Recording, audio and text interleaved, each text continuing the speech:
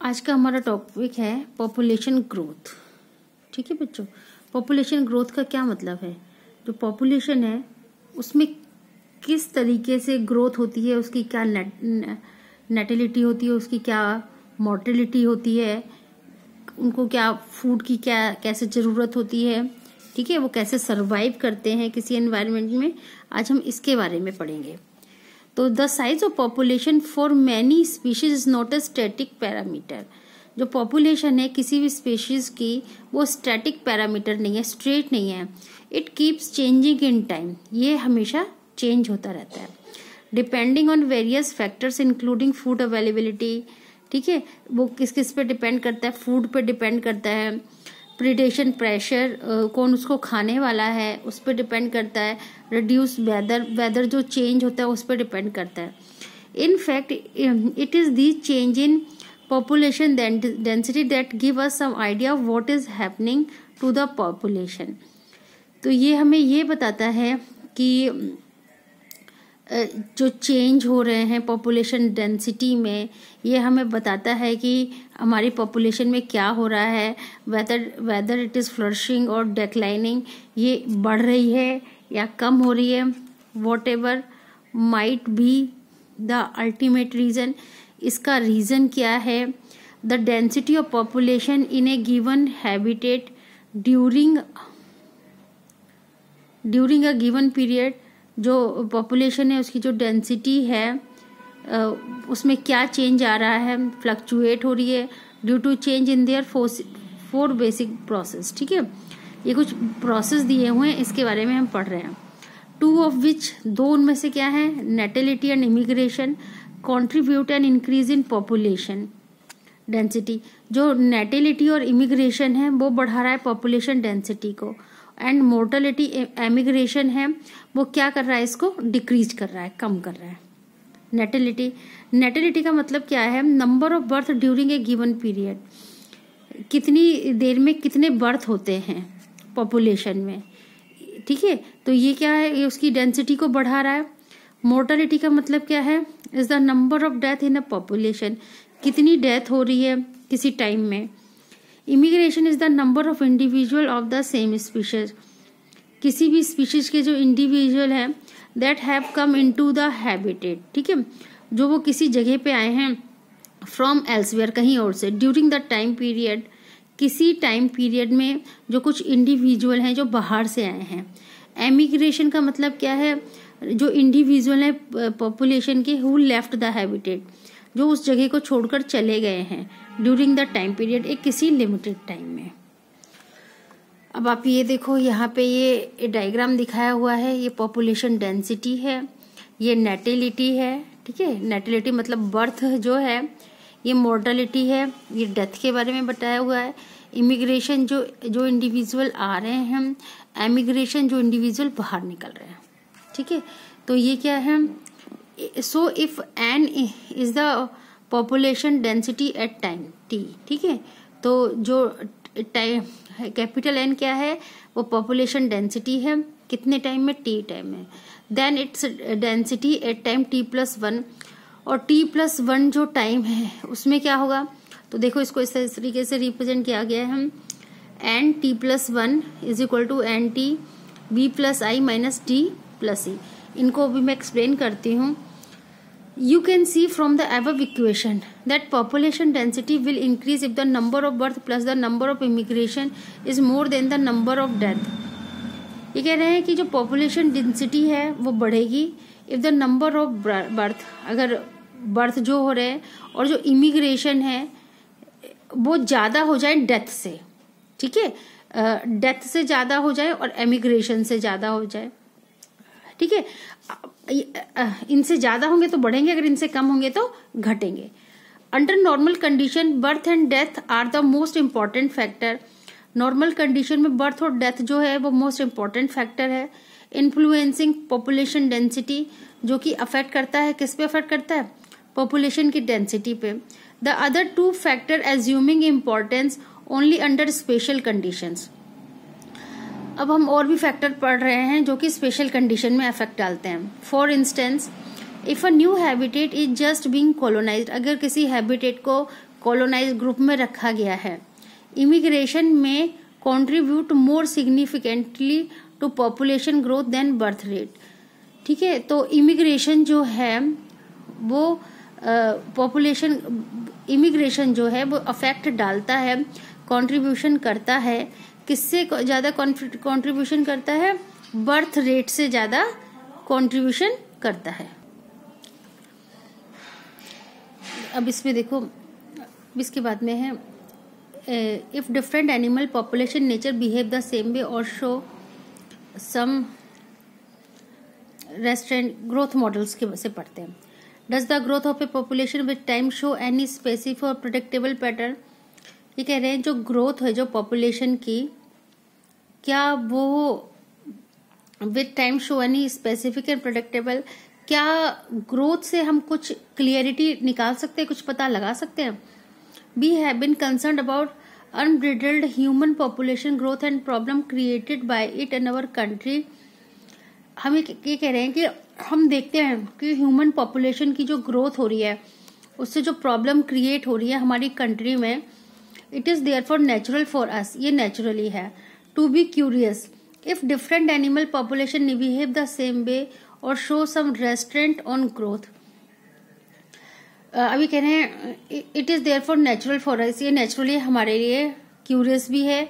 अगर different animal population आए और वो बिहेव करें एक तरीके से और वो बिहेव करने से फिर नई ग्रोथ हो, नई पॉपुलेशन बने, perhaps we can learn a lesson or two from nature on how to control population growth. तो शायद हम कुछ सीख सकते हैं कि कैसे हमें पॉपुलेशन ग्रोथ को कंट्रोल करना है। Exponential growth, resources available is obviously essential for the united growth in population. Food और स्पेस जरूरी है पॉपुलेशन के लिए। Ideally when resources in the habitat are unlimited, जब रिसोर्सेज जो है अनलिमिटेड हैं, each species has the ability to realize fully its innate potential to grow in a number. हर एक स्पीशीज में एबिलिटी है कि वो ग्रोथ कर सके।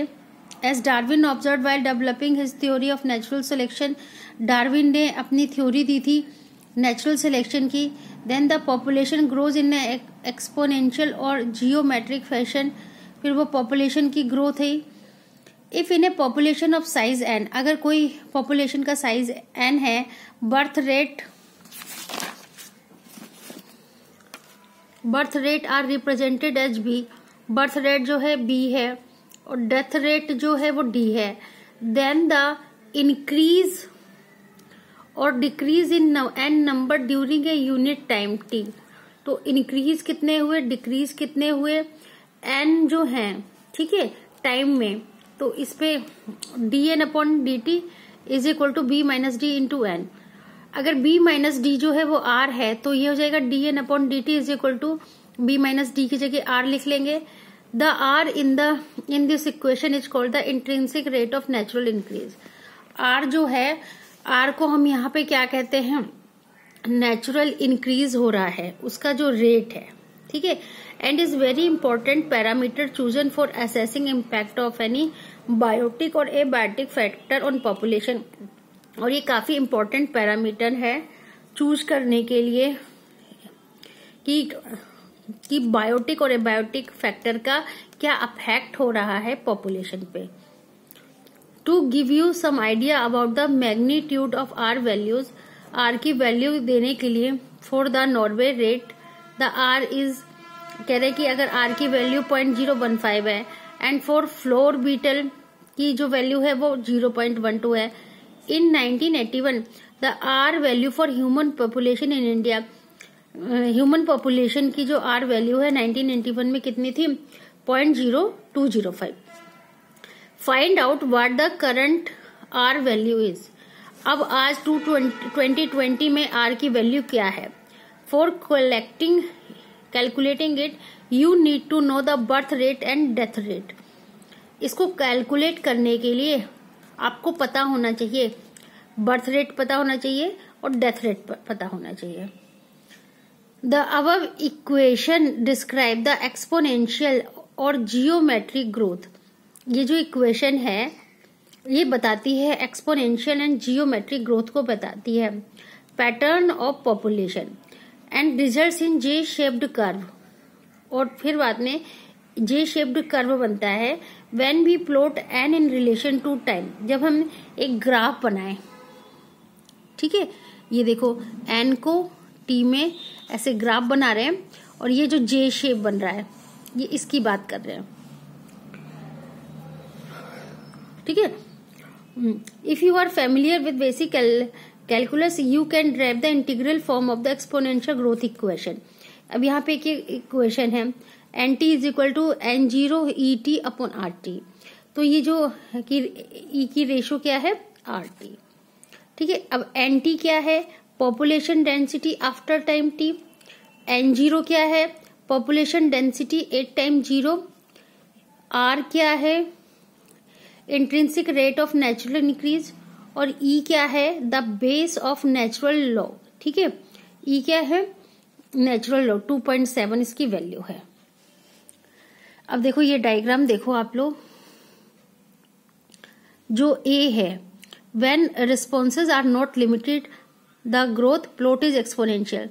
जो रिस्पॉन्सेज हैं वो लिमिटेड नहीं है तो ग्रोथ कैसी होगी, एक्सपोनेंशियल। अब ये बी देखो, when responses are limited the growth plot is logistic. B जो है, जब रिस्पॉन्सेज जो हैं लिमिटेड है तो प्लॉट कैसा होगा, लॉजिस्टिक। और के जो है, ये जो के दिखा रखा है, के क्या है, कैरिंग कैपेसिटी। के क्या है यहाँ पे, कैरिंग कैपेसिटी। तो अब बच्चों यहाँ पे देखो, any species growing exponential under unlimited resources condition can reach enormous population density in a very short time. कोई स्पीशीज जो है ग्रो कर रही है अनलिमिटेड रिसोर्सेज में, कैन रीच इनॉर्मस पॉपुलेशन, उसकी काफी ज्यादा पॉपुलेशन डेंसिटी बढ़ सकती है बहुत ही कम टाइम में। Darwin showed how even a slow growing animal like elephant could reach enormous number in absence of checks. Darwin ने बताया था कि किस तरीके से एलिफेंट की भी नंबर बढ़ सकते हैं अगर कोई वहां पे चेक्स ना, उनको कोई खत्म करने वाला ना हो, कोई चेक करने वाला ना हो। The following is an anecdote popularly narrated to demonstrate dramatically how fast a huge population could build up when growing exponentially। तो ये कह रहे हैं कि किस तरीके से डेमोन्स्ट्रेट किया जा सकता है कि पॉपुलेशन जो है किस तरीके से ग्रो करती है, कैसे आगे बढ़ती है। बच्चों, कैरिंग कैपेसिटी का मतलब होता है, carrying capacity can be defined as a species average population size in a particular habitat. ठीक है, कोई स्पीशीज जो है किसी पर्टिकुलर हैबिटेट में है तो वो लिमिटेड हो रही है, किससे, फूड से, शेल्टर से, वाटर से एंड मेट्स, मतलब ब्रीडिंग से, रिप्रोडक्शन से। तो वो उसकी क्या कहलाती है, कैरिंग कैपेसिटी कहलाती है। अब इसके बाद में है लॉजिस्टिक ग्रोथ। लॉजिस्टिक ग्रोथ का क्या मतलब है, no population of any species